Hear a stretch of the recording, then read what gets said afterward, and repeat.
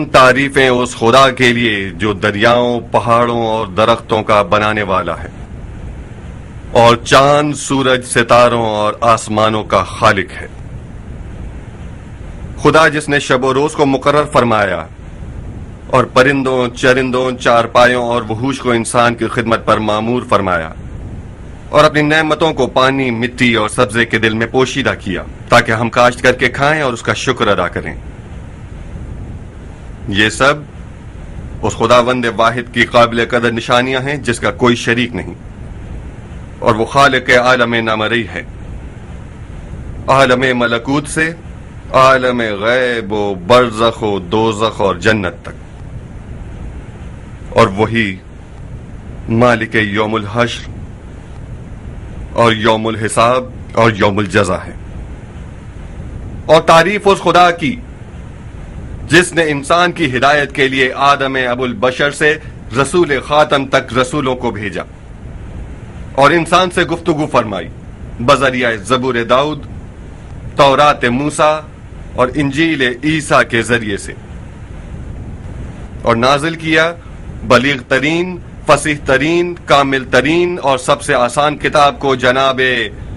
سید المرسلین حضرت مصطفیٰ صلوات اللہ علیہ پر، تاکہ بنی بشر پر حجت تمام ہو جائے۔ اور خدا نے رسول خاتم کے اہل بیت کو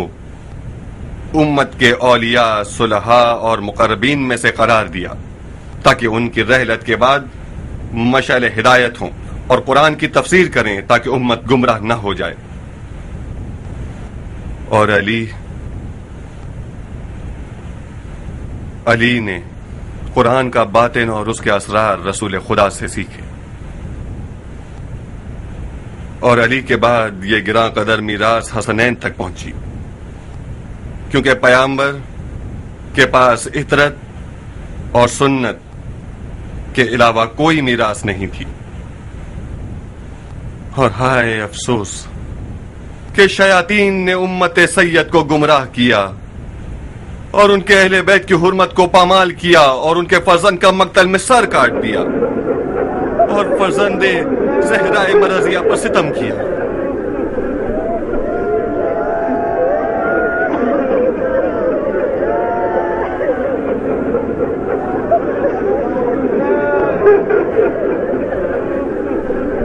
اور تعریف اس خدا کی جس نے ہمیں شیاطین، غاصبوں اور بدکاروں سے انتقام پر کھڑا کیا اور ہمیں دشمنان خدا و دین و اہل بیت پر مسلط کر دیا کہ خدا کا وعدہ حتمی اور یقینی ہے۔ اے لوگو، اب ہم رہ گئے ہیں اور ہمارے مرنے والوں کا ڈھیر، جنہوں نے بحکم خدا اطاعت کی اور اپنے خون کو اہل بیت رسول پر قربان کر دیا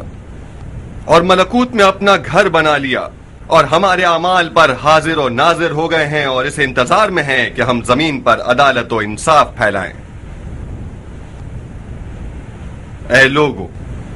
اب ہم ہیں اور دو گمراہ کرنے والے گروہ ہیں جو ہیلا گر، شعبدے باز اور مکار ہیں، اور رسول خدا کی جگہ پر ناحق قبضہ کر کے بیٹھے ہوئے ہیں، اور دین کے نام پر ہم پر ظلم کرتے ہیں اور ہمیں قتل کر دیتے ہیں۔ سنو لوگو، آپ لوگ اہل ہدایت تھے،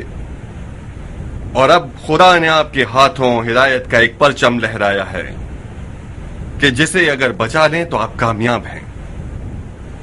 قسم ہے نون والقلم کی، جو پرچم آج ہم نے کوفہ میں لہرایا ہے اسے عنقریب حجاز کے کوہ اسم کی چوٹی پر اور ذی سلم کی زمینوں میں عرب اور عجم کے درمیان لہرا کر رہیں گے۔ قسم ہے کعبہ کی جو خانہ امن ہے کہ ہم غاصبوں، حق کا گلا گھونٹنے والوں اور زبردستی کرنے والوں کو ذلت و تباہی تک پہنچائیں گے۔ اے لوگو، اے مومنوں، اے خدا کے مخلص بندوں، اگر مجھے اپنا امانت دار جانتے ہیں تو مجھ سے قرآن، سنت پیغمبر، طریقت علی ابن ابی طالب اور قاتلان اہل بیت رسول کے قصاص کی بنا پر بیعت کیجیے۔ کمزور اور مظلوم لوگوں کے حق دلانے میں میری مدد کیجیے کہ خداوند عالم اس دنیا میں بھی اور آخرت میں بھی آپ کو اس کا اجر دے گا. لبیک یا مختار.